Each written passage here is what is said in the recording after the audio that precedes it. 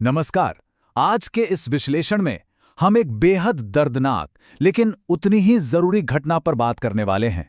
जबलपुर के बरगी डैम में हुए उस खौफनाक क्रूज हादसे की गहराई में चलेंगे जिसने पूरे देश को झकझोर कर रख दिया है। देखिए, ये महज कोई दुर्घटना नहीं है। ये कहानी है एक मां की ममता की और उस सिस्टम की लापरवाही की जिसके चलते एक खुशनुमा सफर पलक झपकते ही एक जल समाधि में बदल गया। तो चलिए, बिना किसी देरी के सीधे तथ्यों पर चलते हैं और समझने की कोशिश करते हैं कि आखिर उस दिन वहां हुआ क्या था। जरा उस मंजर की कल्पना कीजिए। एक लाल रंग की लाइफ जैकेट पहने एक माँ, उसकी अपनी सांसें थम चुकी हैं, लेकिन उसके हाथों की पकड़ अभी भी ढीली नहीं पड़ी है। उसने अपने बच्चे को आखिरी सांस तक सीने से लगाए रखा। ये सिर्फ एक तस्वीर नहीं है, बल्कि सिस्टम की घोर लापरवाही के सामने एक माँ के सबसे बड़े बलिदान का सबूत है। उसने तय कर लिया था कि चाहे कुछ भी हो जाए, वो अपने बच्चे को नहीं छोड़ेगी। लेकिन आखिर ये नौबत आई ही क्यों? और पता है, जो बात इस पूरी घटना को और भी ज्यादा खौफनाक बनाती है वो है ये नंबर 300। ये कोई मामूली आंकड़ा नहीं है। गुरुवार की शाम के करीब 5 बज रहे थे और किनारे से ये नाव सिर्फ 300 मीटर की दूरी पर थी। मंजिल बस सामने ही थी, लेकिन उन चंद मीटर के फासले ने न जाने कितने हंसते खेलते परिवारों को हमेशा के लिए उजाड़ कर रख दिया। इतने करीब होकर भी मदद का ना पहुंच पाना अपने आप में कई बड़े सवाल खड़े करता है। अब देखते हैं कि अचानक ऐसा क्या हुआ। 74, ये वो स्पीड है, 74 किलोमीटर प्रति घंटे की रफ्तार जिससे वो अचानक आई आंधी टकराई थी। इतनी तेज हवाओं ने बरगी डैम के उस शांत पानी को मानो अचानक एक जानलेवा दीवार में बदल दिया। मौसम के इस अचानक बदलाव ने नाव का बैलेंस पूरी तरह से बिगाड़ दिया। लेकिन क्या सिर्फ ये हवा ही इस तबाही की इकलौती वजह थी? बिल्कुल नहीं। तो चलिए, सबसे पहले इसके तकनीकी पहलू को समझते हैं कि आखिर लाइफ जैकेट फेल क्यों हुई। एक त्रासदी का विज्ञान। देखिए, लाइफ जैकेट का बेसिक साइंस समझना बहुत जरूरी है। ये असल में पानी पर तैरने वाले एक हवा से भरे गुब्बारे की तरह काम करती है, जो उत्प्लावकता यानी बायोंसी के सिद्धांत पर चलती है। लेकिन इसमें एक सबसे बड़ा पॉइंट है। इसे इस तरह डिजाइन किया जाता है कि ये एक बार में सिर्फ एक ही इंसान का वजन उठा सके और उसे सतह पर रख सके। नॉर्मल हालात में ये एकदम परफेक्ट है, लेकिन उस दिन बरगी डैम में हालात बिल्कुल भी नॉर्मल नहीं थे।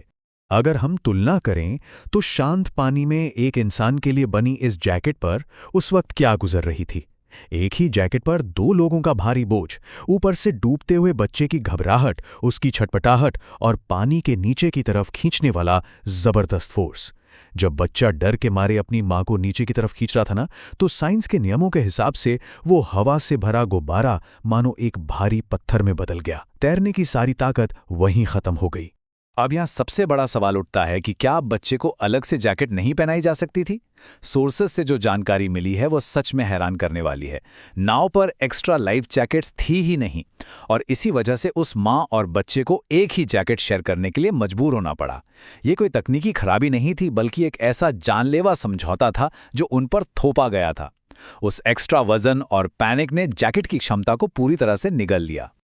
अब आगे बढ़ते हैं और इस सिस्टम की नाकामी को समझते हैं, लापरवाही की एक पूरी श्रृंखला। जरा इस डेटा के अंतर पर गौर करते हैं। सरकारी रिकॉर्ड्स कह रहे हैं कि सिर्फ 29 टिकट बेचे गए थे, लेकिन जो लोग वहां मौजूद थे, जो चश्मदीद थे, उनका कहना है कि नाव पर 43 से 47 लोग सवार थे। मतलब मुनाफे के लालच में नाव को उसकी क्षमता से कहीं ज्यादा भर दिया गया था।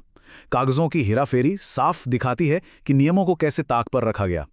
जब नाव पर वजन इतना ज्यादा बढ़ चुका हो तो 74 किलोमीटर की हवा के थपेड़ों के सामने उसका पलटना तो जैसे पहले से ही तय हो चुका था। अगर हम इस पूरी घटना को स्टेप बाय स्टेप देखें तो ये लापरवाहियों की एक ऐसी चेन है जिसने एक छोटे से रिस्क को भयानक आपदा में बदल दिया। पहला, मौसम की चेतावनी को पूरी तरह इग्नोर किया गया। दूसरा, मुनाफे के लिए नाव को ओवरलोड किया गया। तीसरा, पर्याप्त लाइफ जैकेट ही नहीं दी गई। और चौथा, जो शायद सबसे बड़ी चूक थी, किसी भी इमरजेंसी से निपटने के लिए वहां कोई ट्रेंड रेस्क्यू स्टाफ था ही नहीं।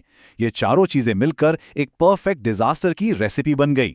इस सब के बीच SDRF यानी स्टेट डिजास्टर रिस्पांस फोर्स ने तुरंत एक्शन लिया। उन्होंने 28 लोगों की जान बचाई भी। लेकिन दुख की बात यह है कि शुरुआत में ही पानी से 9 शव निकाले गए और कई लोग लापता रहे। ये नंबर 28 हमें ये सोचने पर मजबूर करता है कि अगर प्रशासन ने पहले से थोड़ी भी तैयारी की होती तो शायद आज तस्वीर कुछ और होती। सोर्स की एक रिपोर्ट में एक बहुत गहरी बात कही गई है। भारत में नाव दुर्घटनाएं तकनीकी विफलताओं की तुलना में मानवीय त्रुटि और निगरानी की कमी से अधिक प्रेरित होती हैं। और सच कहूं तो ये बात बिल्कुल सटीक बैठती है। ये हादसा सिर्फ कोई बुरा दिन या दुर्भाग्य नहीं था। ये तो सीधा सीधा सेफ्टी स्टैंडर्ड्स की अनदेखी और लापरवाही का नतीजा था, जिसका अंदाजा बहुत आसानी से पहले ही लगाया जा सकता था। तो अब बात करते हैं उदासीनता की असली कीमत की, नर्मदा नदी पर जवाबदेही की। देखिए, प्रोटोकॉल के हिसाब से हर नाव पर प्रोफेशनल और ट्रेंड लाइफगार्ड्स का होना बेहद जरूरी है, लेकिन जमीनी हकीकत क्या थी? नाव को चलाने वाले दिहाड़ी मजदूर थे। जब नाव डगमगाई, चीख पुकार मची, तो वहां हालात को संभालने के लिए कोई भी प्रोफेशनल मौजूद नहीं था। उन्हें इमरजेंसी मैनेजमेंट की ABCD भी नहीं पता थी। सोचिए, उस माँ ने जब देखा होगा कि मदद के लिए कोई नहीं आ रहा है, तब उसने खुद ही अपने बच्चे को बचाने के लिए छलांग लगा दी होगी। ये हादसा दरअसल एक बहुत बड़े सिस्टम के फेलियर को दिखाता है। नावों की कोई रेगुलर फिटनेस चेकिंग नहीं, चंद रुपयों के मुनाफे के लिए सेफ्टी रूल्स की धज्जियां उड़ाना, और जब भी जवाबदेही की बात आती है तो प्रशासन का वही पुराना रटा रटाया बहाना सामने आ जाता है कि निगरानी के लिए हमारे पास पर्याप्त टीमें ही नहीं हैं। हम यहाँ किसी पर उंगली नहीं उठा रहे हैं, लेकिन जो तथ्य सामने आए हैं वो साफ दिखाते हैं कि कागजों पर दिखने वाली सुरक्षा असल में कितनी खोखली है। और इसी के साथ इस चर्चा के अंत में एक बहुत बड़ा सवाल खड़ा होता है। क्या उस माँ का ये सर्वोच्च बलिदान, जिसने मरते दम तक अपने बच्चे को अपने सीने से अलग नहीं होने दिया, क्या वो हमारे सेफ्टी स्टैंडर्ड्स में कोई असल बदलाव ला पाएगा?